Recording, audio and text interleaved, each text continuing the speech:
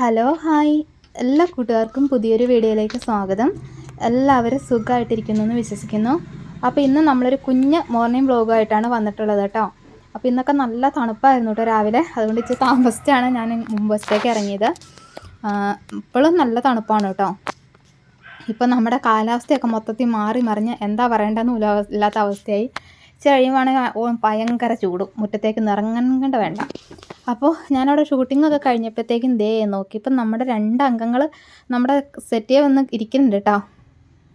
സുന്ദരി പൂച്ചയുടെ കുഞ്ഞിന്നാട്ടോ ഞാൻ ഇവൾക്ക് പേരിട്ടേക്കണേ. കുഞ്ഞീന്ന് വിളിക്കുമ്പോഴത്തേക്കും നന്നായിട്ട് വിളി കേൾക്കും.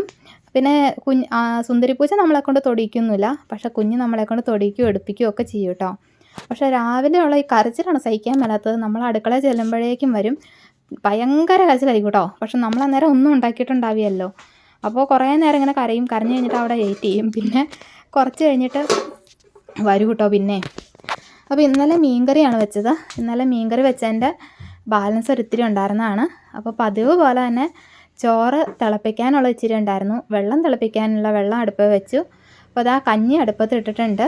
അപ്പോൾ ഇന്നിപ്പോൾ വിറകിന് ഇത്തിരി ക്ഷാമമാണ്. കഞ്ഞി വേവാനുള്ള വിറകുണ്ടോ എന്നൊരു ഡൗട്ട് ഉണ്ടായിരുന്നു കേട്ടോ. അപ്പോൾ എന്തായാലും കുറേ ചിരട്ടയൊക്കെ ഉണ്ട്, അതൊക്കെ വെച്ച് നമുക്ക് അങ്ങ് അഡ്ജസ്റ്റ് ചെയ്യാം എന്നൊക്കെ ഓർത്തിട്ട് അങ്ങ് കഞ്ഞി അടുപ്പത്ത് ഇട്ടു.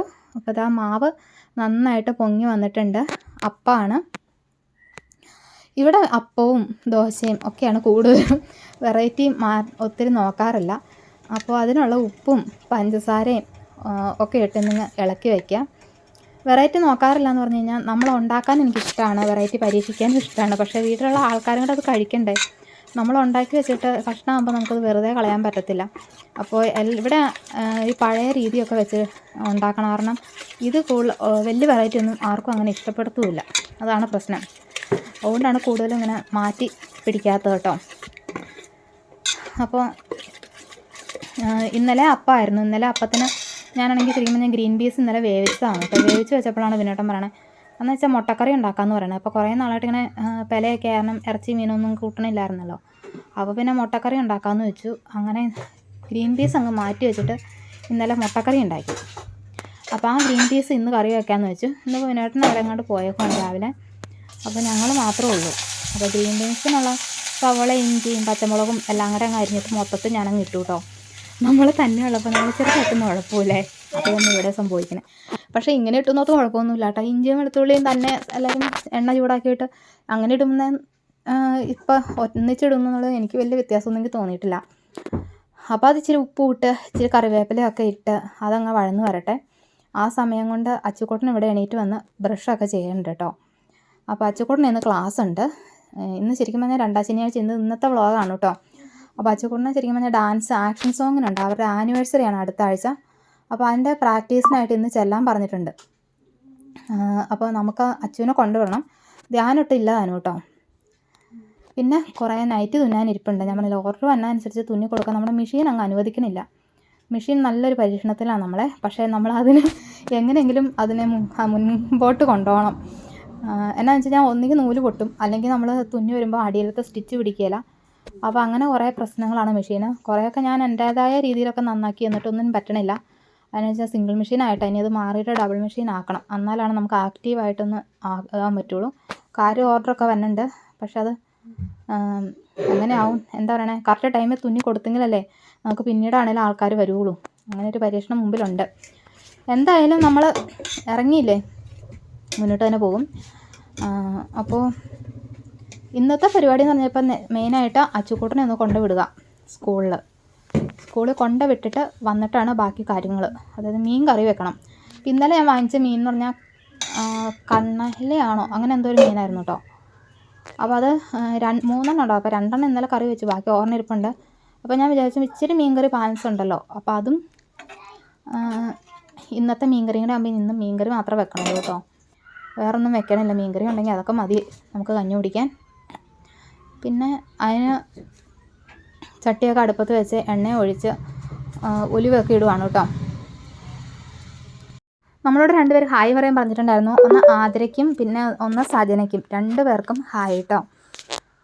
അപ്പോൾ ഒലിവയിട്ട മീൻ കറി അടുപ്പ് വെച്ചിട്ട് ഇതിനിടയ്ക്ക് ഞാൻ മുറ്റടിക്കാൻ പോയി, അതൊന്നും ഷൂട്ട് ചെയ്യാൻ പറ്റിയില്ല. മുറ്റടിച്ചു. അതുപോലെ തന്നെ വാഷിംഗ് മെഷീനകത്ത് കുറച്ച് തുണി ഇടാനുണ്ടായിരുന്നു, അത് തുണി ഇട്ടു. പിന്നെ അച്ചുക്കൂടിനെ കുളിപ്പിച്ചു. ഇടയ്ക്ക് ധ്യാനൂട്ടൻ എണീറ്റ് വന്ന് ബ്രഷ് ചെയ്യുന്നുണ്ട്. അങ്ങനെയുള്ള കാര്യങ്ങളും അവിടെ നടക്കുന്നുണ്ട് കേട്ടോ. പിന്നെ എല്ലാം കൂടെ ഷൂട്ട് ചെയ്യാൻ നിന്ന് കഴിഞ്ഞാൽ പറ്റത്തില്ല.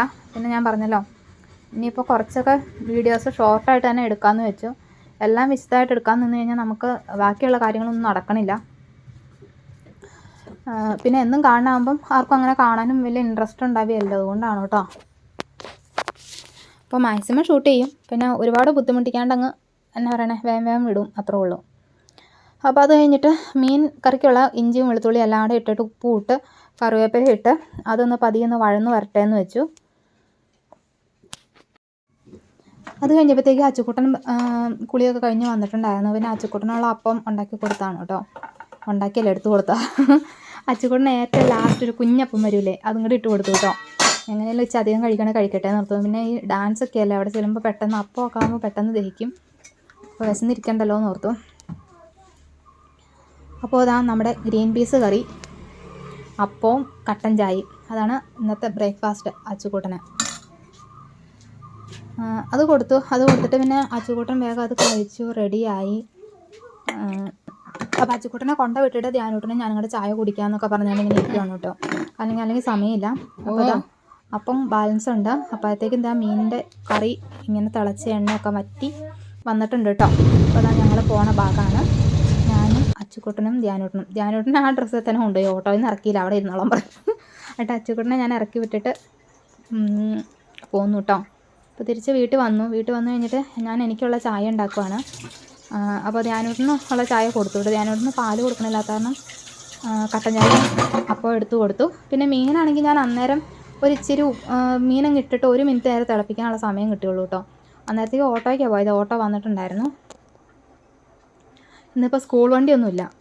അപ്പോൾ അതുകൊണ്ട് തന്നെ അന്നേരം ഞാൻ ഓഫാക്കി വെച്ചിട്ട് പോയി. അപ്പോൾ അത് ഒന്നുകൂടി ഒന്ന് തിളച്ച് ആ മീനൊന്ന് വേവണമല്ലോ, അതിന് വേണ്ടിയിട്ട് അടുപ്പ് വെച്ചാണ് കേട്ടോ. അന്നേരത്തേക്കും ഞാൻ ചുമ്മാ ഉപ്പൊക്കെ ഒന്ന് നോക്കിയതാണ്, ഉപ്പും പുളിയൊക്കെ കുഴപ്പമില്ലായിരുന്നു, പാകത്തിനായിട്ടുണ്ട്. അപ്പോൾ ഇനി ചായയൊക്കെ കുടിച്ചിട്ട് ബാക്കി വിശേഷങ്ങളിലേക്ക് വരാം. അപ്പോൾ ഞാൻ അടുക്കളയിൽ കുറേ പണിയൊക്കെ ആയിരുന്ന സമയത്ത് ധ്യാനൂട്ടൻ പടം വരച്ചതാണ് കേട്ടോ. ഈ ബാലരമയ്ക്കകത്ത് അങ്ങനെ കണ്ടോ മീശമാർജാരനോ അങ്ങനെ എന്തോ ഇല്ലേ, അതൊക്കെ നോക്കിയിട്ട് പുള്ളി അതുപോലെ തന്നെ വരച്ചിട്ട് അതിനകത്ത് എഴുതിയേക്കണയൊക്കെ ചുമ്മാ അങ്ങ് എഴുതി വെക്കണതാണേ. അപ്പോൾ അത് കഴിഞ്ഞിട്ട് ഇതാ ക്ലീനിങ് ഒക്കെ കഴിഞ്ഞു. ഇനിയിപ്പോൾ എന്താണെന്ന് വെച്ച് കഴിഞ്ഞാൽ നൈറ്റി തുന്നണം. അപ്പോൾ ഇത് കഴിഞ്ഞ ദിവസം ഇരുന്ന് തുന്നിയതാണ് കേട്ടോ. നൈറ്റിയാണ്, ഇവിടെ ഓർഡർ വന്നൊരു നൈറ്റി തുന്നി വെച്ചേക്കണയാണ്. അപ്പോൾ നൈറ്റി ആവശ്യമുള്ളവർ വാട്സപ്പ് ചെയ്യുക കേട്ടോ. വാട്സപ്പ് ചെയ്യുക, ഡീറ്റെയിൽസ് അന്നേരം പറയുന്നതാണ്. വാട്സപ്പ് നമ്പർ ഞാനിവിടെ എഴുതി കാണിക്കാം. പിന്നെ ഇന്നിപ്പോൾ എന്താണെന്ന് വെച്ചാൽ ഇന്നിപ്പോൾ നൈറ്റ് തുന്നുക എന്നുള്ള പരിപാടിയാണ് മെയിനായിട്ട്. അപ്പോൾ ഇന്നത്തെ വിശേഷങ്ങളെന്ന് പറഞ്ഞു കഴിഞ്ഞാൽ ഇത്രയൊക്കെ ഉള്ളൂ. കുഞ്ഞൊരു വീഡിയോ ആയിരുന്നു. വ്ലോഗ് ഇഷ്ടമായാൽ ലൈക്ക് ചെയ്യുക, അഭിപ്രായങ്ങൾ കമൻറ്റായിട്ട് അറിയിക്കുക. അപ്പോൾ നമുക്ക് നല്ലൊരു വീഡിയോയുമായി വീണ്ടും കാണാം. താങ്ക്